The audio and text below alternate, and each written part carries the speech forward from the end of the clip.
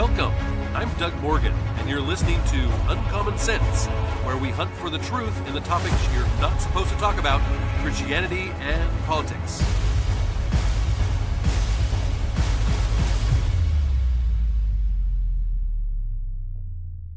Many have said that Christmas is a magical time. And really, when you think of Christ coming to earth as a baby in order to make a way for us to reunite with him, it really is extraordinary. Throughout our history, there are many stories from this time of the year that make us stop and remember that Christmas is a magical time of the year. Virginia Kruta, who writes for the Daily Wire, has actually detailed a few of these, and I wanted to share a couple with you. And she writes, American service members have often spent their holidays away from loved ones and in harm's way. And the men who found themselves in the besieged Belgian city of Bastogne just before Christmas of 1944 were no exception. Bastogne, which sits just a few miles from the border of Luxembourg, had been under German control since May of 1940 and had only been liberated by Allied troops a few months earlier in September. And much of the 101st Airborne Division remained in and around the city. Other divisions were scattered throughout the surrounding area, many composed of replacement troops who had only recently arrived in Europe. Among them were elements of the 106th Infantry, the Golden Lions, the 9th Armored Phantom Division, and the 28th Infantry, the Bloody Bucket. Some were still waiting for supply drops, ammunition, and even winter uniforms. The surprise attack began on December 16th, when German panzer divisions pushed back toward Bastogne, catching the mostly green American troops in the frozen Ardennes forest off guard and breaking through roadblocks after roadblock. Some put up a good fight, but many were driven back into Bastogne and forced to regroup. Well, on December 17th, just outside of a nearby town called Malmedy, a Hitler Youth graduate turned Waffen SS, his name was General Joachim Piper, and his men captured over 100 American soldiers, all part of Battery B of the 285th Field Artillery Observation Battalion. Well, after a brief skirmish, the Americans who were unable to escape into the woods surrendered, and after taking their personal possessions from them, Piper's men lined the unarmed Americans up in 8 rows in a nearby field and opened fire. The few who survived, by pretending to be dead, recalled hearing laughter as the SS soldiers fired. By December 20th, the city of Bastogne itself was under siege, entirely surrounded and vastly outnumbered by the enemy. And the word of Piper and the massacre at Malmedy had gotten to soldiers and civilians alike. Snowy and frigid weather conditions made supply drops all but impossible. And even on the ground, visibility was just simply limited. Bastogne had also been inundated by straggler soldiers who had been assigned to units that had been outrun or overrun by the Germans, had moved to encircle the city. And so Team Snafu, Team Snafu, it stood for Situation Normal, All Fouled Up, was born. Men from tank battalions, men from artillery groups, cooks, barbers.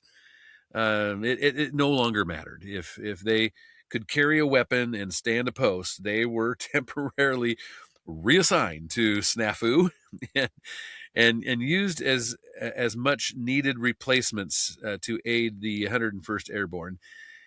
And 2 days into the siege, on December 22nd, a German contingent approached waving a white flag.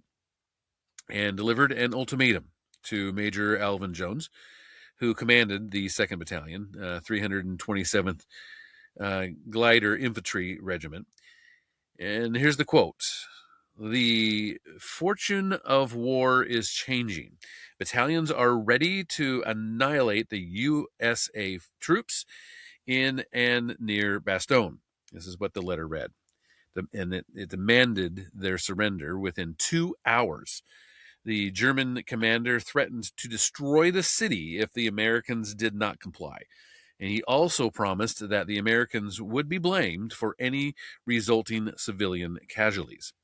Quote, "The order for firing will be given immediately after this 2 hours term." This is what the German commander wrote. He said, "All the serious civilian losses caused by this artillery fire would not correspond with the well-known American humanity," unquote. Also, here's the what Jones told the Brigadier General Anthony McAuliffe. He said, "They want us to surrender." Well, McAuliffe, who was actually aware of the situation, laughed in the face of certain doom. "Ah, nuts," he said. He went to write a return memo, but told his staff, "I don't know what to tell them." And Lieutenant Colonel Kennard, he commented to that by saying, "Well, sir, that first remark of yours would be hard to beat." And so McAuliffe's reply read simply to the German commander, "Nuts," the American commander. Yeah. Well, Colonel Joseph H. Harper, commander of the 327th Glider Infantry, delivered the note to the Germans and reportedly delighting in the chance to explain to them what it actually meant. He said, quote, "If you don't understand what nuts means in plain English, it is the same as go to hell." Yeah, well, McAuliffe followed that note with a equally blistering Christmas Eve letter to his troops, detailing both the German commander's demands and his response. Quote, "What's merry about all of this, you ask? We're fighting. It's cold. We aren't home." This is what McAuliffe's letter read. It said, "All true, but what has the proud Eagle Division accomplished with its worthy comrades, the 10th Armored Division, the 705th Tank Destroyer Battalion, and all the rest? Just this. We have stopped cold everything that has been thrown at us from the north, the east, the south, and the west." I'll stop here and say that I knew somebody who was at Battle of the Bulge, and when I asked him about that, he said that on the day that the fighting started, he said that the infantry or the guns, the big guns that they have, usually face forward. And when they woke up that morning, the big guns were, each one was facing in a different direction, completely all around them in a circle. And he said, "At that point, I knew we were going to have a bad day." So anyway, she continues by saying, "Quote, we have identifications, identifications from 4 German panzer divisions, 2 German infantry divisions, and 1 German parachute division," McAuliffe continued. "These units, spearheading the last desperate German lunge, were headed straight west for key points when the Eagle Division was hurriedly ordered to stem the advance. How effectively this was done will be written in history, not alone in our division's glorious history, but in world history. The Germans actually did surround us, and their radios blared our doom." Well, McAuliffe, after sharing this flippant response to the German demand for his surrender, concluded with these words. He said, "Allied troops are counterattacking in force. We continue to hold Bastogne, By holding Bastogne, we assure the success of Allied armies. We know that our division commander, General Taylor, will say, "Well done." We are giving our country and our loved ones at home a worthy Christmas present, and being privileged to take part in this gallant feat of arms are truly making ourselves a Merry Christmas. Well, the Germans did deliver the promised barrage of artillery and bombs, bringing assaults after assault over 4 days, beginning on the 22nd. But on December 26th, a late Christmas gift finally arrived. General George S. Patton and his Third Army, they severed the German lines completely, breaking the siege of Bastogne. So they held their ground, and that was awesome. And it definitely made a big difference in the war. But that's not the only story. This one I thought you'd be interested in, and I found it very fascinating. The beloved Christmas classic film, "It's a Wonderful Life," was the movie that brought a beleaguered and combat weary actor, James Jimmy Stewart, back to fans after the war. But it may have been, also been the movie that brought a desperate man back from the brink. Even James Maitland Stewart was preparing to go to war for several years, actually, before he was drafted in 1941. He earned a civilian pilot's license in hopes that the Army would let him fly. And he even took a trip to Europe in 1939 to get a feel of the landscape, knowing that it was likely that he would end up there at some point.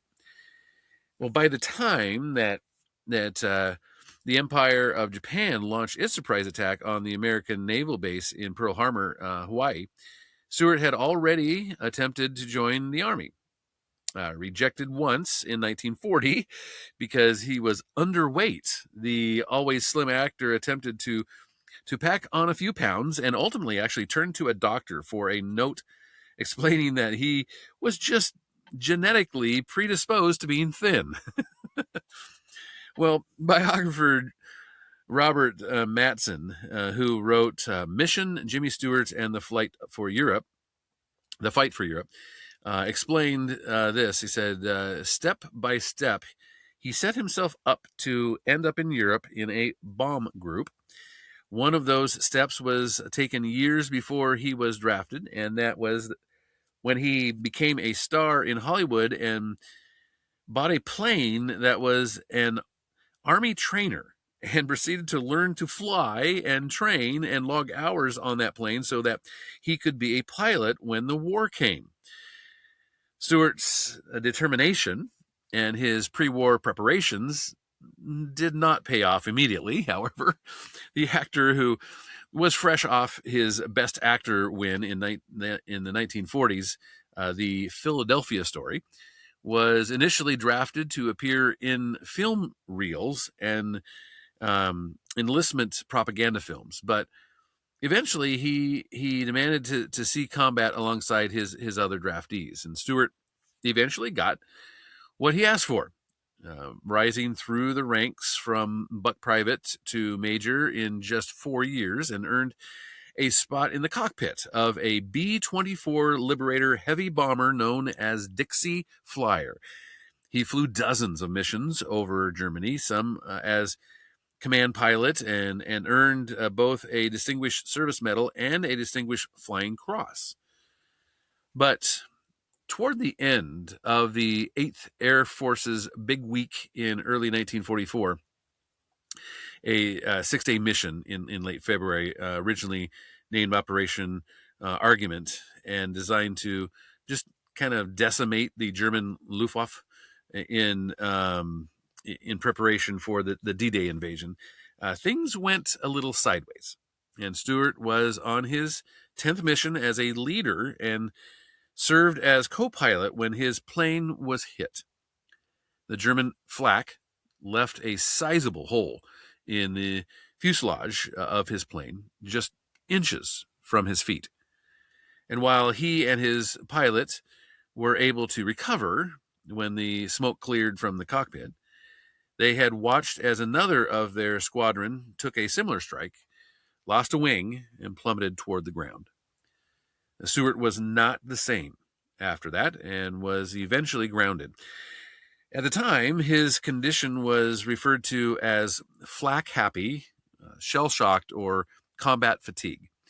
But today's doctors might have diagnosed it as, a decorated pilot with post traumatic stress disorder, or PTSD.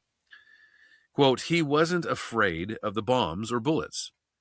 He was afraid of making a mistake and causing someone to die. That was his endless stress, and that's what ended up grounding him, is what Matson wrote. He returned home to his proud parents in Pennsylvania. On the outside, he was a war hero. On the inside, he was nearly broken.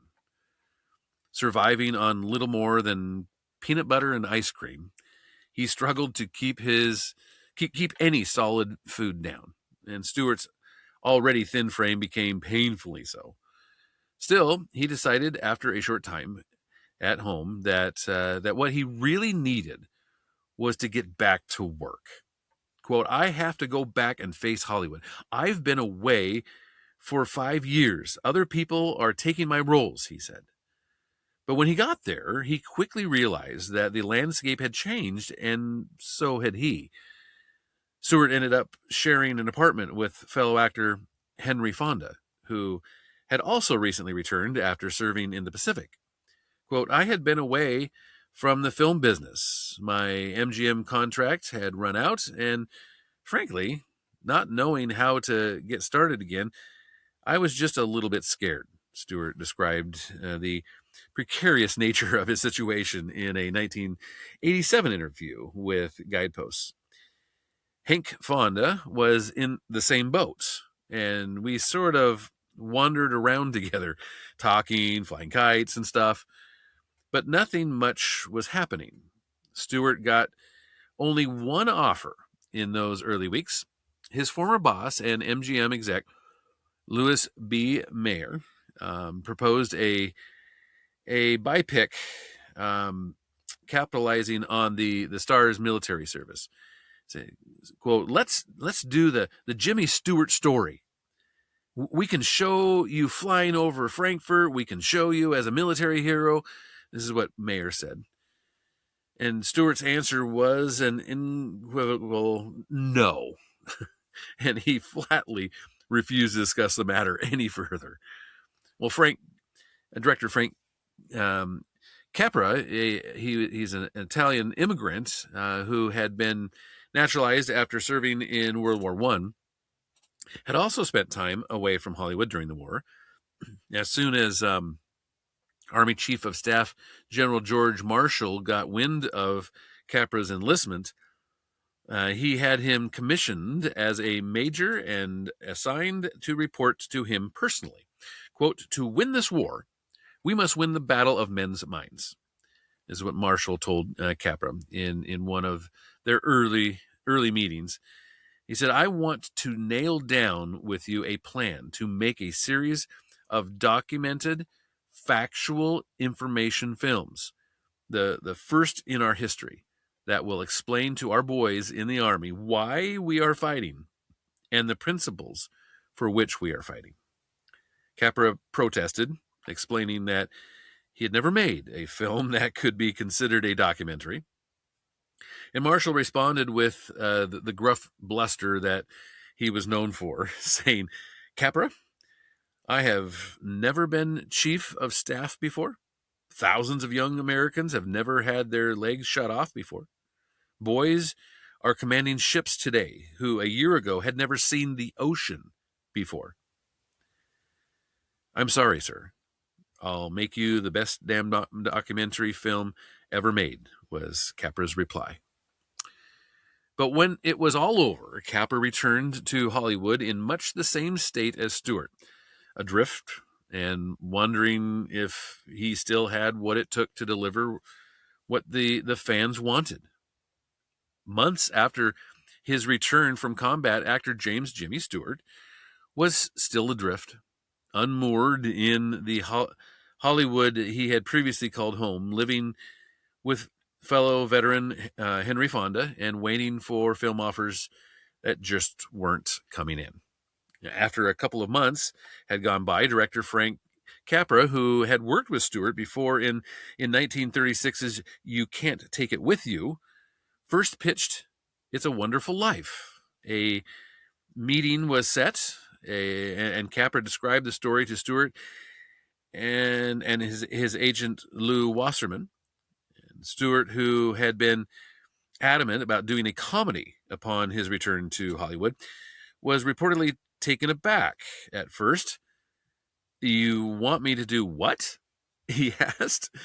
And then, according to Capra's notes, walked out of his initial pitch meeting.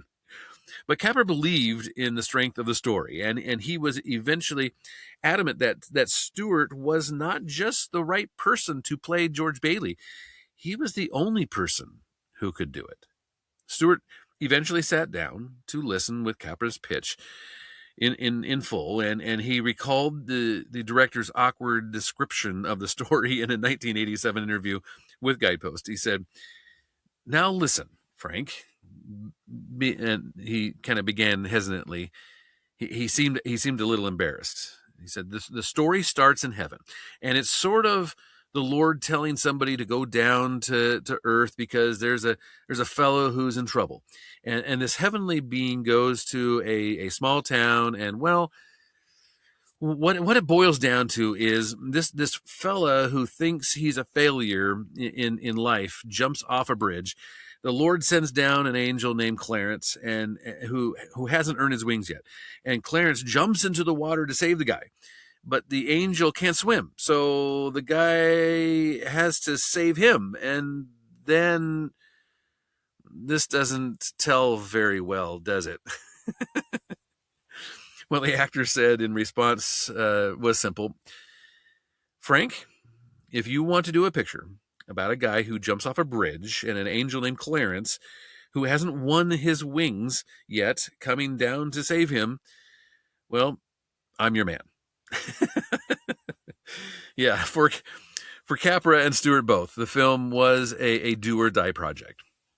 For Stewart, it was his chance to prove that he still had something to give to fans. And Capra, who had also been away from Hollywood making movies from the War Department, for the War Department, believed so much in the story that he put everything on the line. He formed a new independent studio called Liberty Films to produce it. But making the film was not without difficulties, as actress Donna Reed, who played Mary Bailey to Stewart's George Bailey, she put it. She said, "This was not a happy set." At one point, an agitated Stewart complained about the kind of the Hollywood and acting in general, basically. He complaining, to all kinds of different people. And veteran actor Lionel Barrymore, who plays the movie's villain, Mr. Harry F. Potter, he went and actually scolded him. He said, "So you're saying it's more worthwhile to drop bombs on people than to entertain them?" Well, as Mattson explained in a 2016 interview with the Chicago Tribune, Stewart appeared to funnel all the bottled up rage and anxiety and anger and fear and frustration into the role, making his portrayal of a man on the brink of truly blur the lines between fiction and reality. Quote, "There's a scene in the movie where he questions his sanity, and he's got this wild look about him. That's one scene that really stuck with me. Watching it on the big screen, and the other scene that always made me uncomfortable, but now means so much more to me, is when he's in the living room, his living room, and he's throwing things and screaming at the kids, and his wife and children look at him like, who is this man? Who is this monster?" Mattson explained. And that is so reflective of what millions of families faced, looking at these strangers who came back from the war with this rage. And Stewart played it beautifully. He just lets it out. Stewart recalled a similar moment in the Guys Post interview with George Bailey when George Bailey turned to God in desperation, completely unaware of his entire town um, that was also praying for him in the same moment. Quote, in agony, I raise my eyes and following the script, plead, God, God, dear Father in heaven, I'm not a praying man, but if you're up there and you can hear me, show me the way. I'm at the end of my rope. Show me the way, God. Stewart said, adding this, he says, as I said those words, I felt the loneliness, the hopelessness of people who had nowhere to turn, and my eyes filled with tears. I broke down sobbing, and this was not planned at all, but the power of that prayer, the realization that our Father in heaven is there to help the hopeless, and it reduced me to tears. Well, Capra, who loved spontaneity in his films, kept the powerful moments in the final cut. He even sacrificed some of the film's quality to turn a wide shot into a close-up that the audience could better see George Bailey's pain. The film was a resounding flop when it was released in 1947, bringing in less than half of the expected box office haul, but still managed to impress the Academy. And in addition to 2 technical nominations, Stewart received another Best Actor nod. Capra was nominated for directing, and the film was nominated for Best Picture. All 5 lost. And Capra's newly formed studio, Liberty Films, quickly went under. By the end of 1947, the film was quietly put on the shelf, is what Stewart recalled, and he added, but a curious thing happened. The movie refused to stay on the shelf. Those who loved it a lot, and they told others, and they wouldn't let it die any more than the angel Clarence would let George Bailey die. And when it began to be shown on TV, a whole new audience fell in love with it. The fact that the movie appeared on television was actually the result of a probable clerical error that resulted in Republic Pictures, who owned the rights after Liberty Films collapsed, failing to apply for a copyright renewal in 1974. Because it was public domain, television studios quickly added it to their holiday lineups. A Supreme Court decision nearly 2 decades later actually determined that the owner of the short story it was based on, The Greatest Gift, actually owned the copyright, and to this day, NBC is the only network licensed to show the movie on television. But those 20 years meant that millions of people saw that film, and many of them came to love it and come back to it every year. Stewart explained that he believed the thing that had truly resonated with the audience was the thing that had resonated with him all those years ago, revealing that in the 80 or so films he had made in his career, It's a Wonderful Life remained his favorite. Today, after some 40 years, I've heard the film called an American cultural phenomenon, Stewart told the Guidepost. Well, maybe so, but it seems to me there is nothing phenomenal about the movie itself. It's simply about an ordinary man who discovers that living each ordinary day honorably with faith in God and a selfless concern for others can make for a truly wonderful life. I really liked that, and I really wanted to share that with you. You might have heard some of those details before, but it's just another story of our Christmas time and our walk with Christ and what is important. It's times like this that we are able to kind of step away from our daily routine, the ruts that we kind of get into, and we take a step back and we say, okay, what is life about? What is our what does our spiritual walk look like? How are we with our Lord and Savior? And sometimes we look at that and we say, we're doing pretty good, and we could do better. And then other times we go, we're not doing so hot. We definitely need to turn things around, and we need to get closer in our relationship with Him.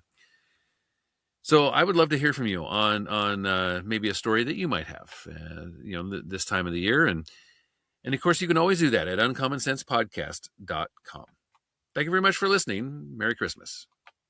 This podcast is a production of Morganite Communications.